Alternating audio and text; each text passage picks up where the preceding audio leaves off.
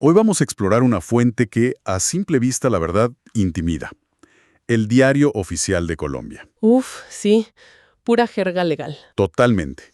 Sellos, firmas, resoluciones. Pero la pregunta que queremos responder es, ¿qué se necesita realmente para que un país decida entregar a una persona a la justicia de otro? Claro.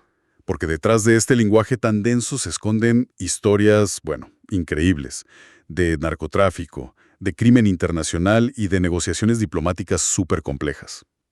Nuestra misión hoy es descifrar estos documentos del 16 de noviembre de 2025 para entender ese equilibrio. Y es una pregunta clave, ¿eh? Porque la extradición es uno de los terrenos más, digamos, más tensos de la cooperación internacional. No es tan simple como poner a alguien en un avión y ya. Claro, Lo que vamos a ver es que cada caso es una negociación de poder y de principios. Por un lado, Colombia busca ayudar a otros países a combatir el crimen. Pero por otro, se niega a entregar a sus ciudadanos o a cualquiera en su territorio sin imponer condiciones muy pero muy estrictas para proteger sus derechos. Es un pulso constante. de acuerdo. Empecemos entonces con un caso que parece, no sé, sacado de una serie. La resolución 399. Se trata de Nargel Paredes, alias Nacho, solicitado por Estados Unidos. Los cargos: concierto para delinquir y tráfico de drogas. Y no hablamos de poco, ¿eh? Una acusación menciona más de 2.300 kilos de cocaína. Una locura. ¿Y otra? Más de 3.300. Todo movido en barcos. Con semejantes cifras y con Estados Unidos pidiéndolo, uno pensaría que esto fue un trámite rápido, ¿no? Un sello de aprobado y listo. Uno pensaría eso, sí. Pero es justo ahí donde la historia se pone interesante. No es para nada un sello automático. Primero, el caso pasa por el filtro más alto, la Corte Suprema de Justicia de Colombia. Ok. Ellos revisan que todo esté en regla, que los delitos también existan en Colombia, que no sea un crimen político, en fin, una lista larga. Si la Corte da luz verde, que es lo que llaman un concepto favorable, recién ahí pasa al gobierno. Pero el punto crucial son las condiciones que Colombia impone. Espera, condiciones. Colombia le pone condiciones a Estados Unidos en un caso de narcotráfico de esta magnitud. Y vaya que sí, son condiciones no negociables. Es como si Colombia le entregara un manual de instrucciones a Estados Unidos sobre cómo tratar a esta persona. Le dice: 1. Solo pueden juzgarlo por los crímenes exactos de esta solicitud. Nada de sorpresas. Ok, eso tiene sentido. 2. Y esto es fundamental. Le prohíben categóricamente aplicarle la pena de muerte, el destierro, la prisión perpetua o cualquier tipo de tortura. ¡Wow! 3. Deben garantizarle un juicio justo, con su abogado, con derecho a defenderse. Y un detalle clave: el tiempo que ya pasó detenido en Colombia se le tiene que descontar de una posible condena allá. Me dejas de una pieza.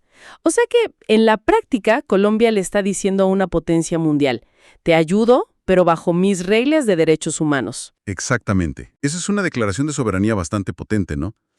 Totalmente. Es la forma que tiene el Estado de decir: sigue siendo mi ciudadano y mi responsabilidad, incluso cuando lo entrego para que sea juzgado fuera. No es un cheque en blanco. Para nada. Es un acto de cooperación con salvavidas. De acuerdo. Ese es el escenario con Estados Unidos. Pero cambian las reglas del juego si el país que pide la extradición es, digamos, un vecino con una relación política más compleja. Tenemos aquí la resolución 400. Es sobre Jason Alexander Lorca Salazar, solicitado por Venezuela por delitos muy graves: extorsión, terrorismo, tráfico de armas. Se mantiene el mismo estándar. Y aquí está lo revelador. A pesar de que los crímenes son distintos y el acuerdo con Venezuela es un tratado viejísimo, de 1911, los principios son exactamente los mismos. ¿En serio? Sí, la resolución vuelve a insistir en las protecciones. Prohibido someterlo a desaparición forzada, a torturas, a tratos crueles, y explícitamente se vuelve a prohibir la cadena perpetua.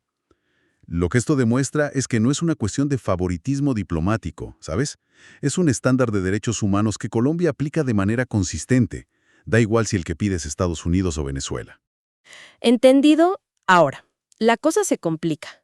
La resolución 401. A ver, Juan Pablo Cobos Andrade, solicitado por España. Aquí no hablamos de drogas ni de violencia, sino de delitos de cuello blanco: estafa, blanqueo de capitales. Pero el detalle que me tiene confundido es que este señor ya tiene 2 investigaciones abiertas en Colombia. Ah, ok. Por los mismos hechos. ¿Por qué lo entregarían? ¿No va en contra de ese principio de que no te pueden juzgar dos veces por lo mismo? Esa es la pregunta del millón, y la que tuvo que resolver la Corte. La idea de que no te pueden juzgar dos veces por el mismo delito es sagrada en derecho. Los abogados usan el término en latín, non bis in idem. Claro, el non bis in idem. Pero el concepto es ese. Sin embargo, la clave está en la palabra juzgar. La Corte determinó que lo que había en Colombia eran apenas investigaciones iniciales. Para usar una analogía, era como si la policía estuviera apenas juntando las pistas, pero el juicio como tal ni siquiera había comenzado. Por lo tanto, el juicio en España sería el primero, no el segundo. Aún así, la ley colombiana permitía que el gobierno dijera: un momento, déjenme terminar mi propia investigación y mi juicio aquí, y luego se los entrego. Pero decidieron no hacerlo. ¿Por qué? Esa es una decisión estratégica del gobierno. Es una facultad donde sopesan qué es más conveniente. Y en este caso, pues, se decidió que era más importante priorizar la cooperación judicial con España. Quizá porque el caso allá estaba más avanzado o las pruebas eran más sólidas. Entiendo. Lo que sí es interesante es que le añaden una capa humanitaria. La resolución le ordena a las autoridades colombianas, y le advierte a España, que deben tener en cuenta los problemas de salud del señor Cobos Andrade y garantizarle atención médica. Un pequeño recordatorio de que, al final, se trata de una persona. Y si pensábamos que eso era complejo, llegamos al caso que es, bueno, puro drama internacional. La resolución 402 sobre Carlos Francisco Gómez Moreno. Ok. Un ciudadano venezolano. Venezuela lo pide por homicidio, secuestro y terrorismo. El problema es que Chile también lo había pedido antes porque resulta que los crímenes ocurrieron en territorio chileno. Un conflicto de jurisdicciones. Total. Colombia está en el medio con dos solicitudes. ¿Cómo se resuelve eso? ¿A cara o cruz? Afortunadamente, hay reglas para evitar el cara o cruz y un conflicto diplomático. Aquí la Corte Suprema fue tajante. Le dio un concepto desfavorable a la solicitud de Venezuela. Desfavorable. Sí. Y la decisión se basó en dos principios que son puro sentido común. El primero es la prioridad. ¿Quién pidió primero? Chile. Es como llegar primero a la fila. La ley dice que la prevención determina la preferencia. El que madruga en este caso tiene la razón, tiene toda la lógica. Y el segundo principio. El segundo es todavía más lógico. ¿Dónde se cometió el delito? En Chile. Exacto. El término legal es locus delicti commissi, pero significa simplemente que el juicio debe hacerse en el lugar de los hechos. Ahí están las pruebas, los testigos, las víctimas. Es el lugar que tiene el interés más directo en hacer justicia.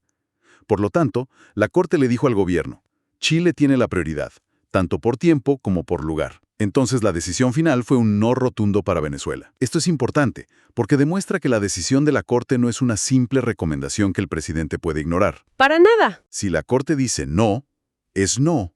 Hay un verdadero contrapeso. Exactamente.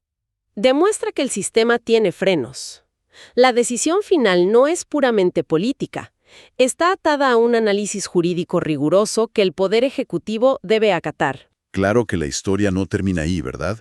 Una vez que el gobierno da la orden de extraditar, los abogados entran en acción con las apelaciones, lo que llaman recursos de reposición. ¿Sí? La última instancia. Y viendo los documentos, parece que le apuntan a todo. En el caso de Reinaldo Antonio Cardona Soto, también pedido por Estados Unidos, la defensa alegó que se violó la presunción de inocencia, la legalidad, la proporcionalidad, prácticamente todo el Código Penal. Mi pregunta es, ¿estas apelaciones de último minuto tienen alguna posibilidad real de éxito? Parece un intento desesperado, ¿cierto? Y en muchos casos lo es. La respuesta del gobierno a estos argumentos es muy metódica. En ese caso de Cardona, la respuesta fue, en esencia: todo eso que usted alega ya fue estudiado y validado por la Corte Suprema de Justicia, la máxima autoridad en la materia. No vamos a tener la misma discusión dos veces. O sea, ¿es un caso cerrado? Para que una apelación así funcione, la defensa tendría que presentar una prueba nueva y contundente de que hubo un error grave en el proceso, no solo repetir los argumentos que ya fueron rechazados. Entiendo. Y en otro caso, el de Javier Enrique Castaño Quiseno, la defensa fue más astuta. Dijo que el gobierno nunca explicó las conveniencias nacionales para extraditarlo y que se olvidó de incluir la lista de garantías en la resolución. ¿Qué pasó ahí? Ahí el gobierno tuvo que ser más específico. Sobre lo de conveniencias nacionales, su respuesta fue clara. Eso es una decisión discrecional del presidente. Es parte de la política exterior y no tenemos que escribir un ensayo justificándolo en cada resolución. Ah, ok. Y sobre las garantías, el gobierno respondió. No es necesario copiar y pegar la lista cada vez, porque esas protecciones ya están consagradas en la Ley General, en el artículo 494. Son la regla, no la excepción. Además, mencionan que existe un mecanismo de seguimiento a través de los consulados en el exterior para vigilar cómo tratan a los extraditados. No es que se olviden de ellos apenas despega el avión. Bien. Después de ver todos estos casos, ¿cuál es la gran conclusión que podemos sacar de todo esto? Un campo de batalla legal y diplomático muy complejo. El mensaje de fondo en todos estos documentos es que la extradición desde Colombia no es un acto de sumisión, sino una cooperación, pero condicionada. Cooperación con condiciones. Exacto. El país impone sus estándares de derechos humanos como una barrera infranqueable, sin importar el poder o la cercanía del país solicitante. Y también queda clarísimo que es un sistema con múltiples controles. No es la decisión de una sola persona. La Corte Suprema pone el filtro legal y el gobierno toma la decisión política, pero siempre dentro de los límites que le marca la justicia. Sí. Vimos que hay reglas claras incluso para los casos más enredados, como cuando dos países piden a la misma persona. Exacto. Estos papeles, con todo su lenguaje formal, en realidad nos muestran una de las tensiones centrales del mundo moderno. Y eso nos deja con una idea final para reflexionar, ¿no? Precisamente. La pregunta que queda flotando y que está en el corazón de cada una de estas decisiones es, ¿cómo sigue evolucionando este equilibrio? Por un lado, tenemos la necesidad global cada vez más urgente de colaborar para luchar contra el crimen organizado que no conoce fronteras. Y por el otro, el deber de cada nación de proteger la dignidad y los derechos fundamentales de cualquier persona en su territorio, incluso si está acusado de los peores crímenes.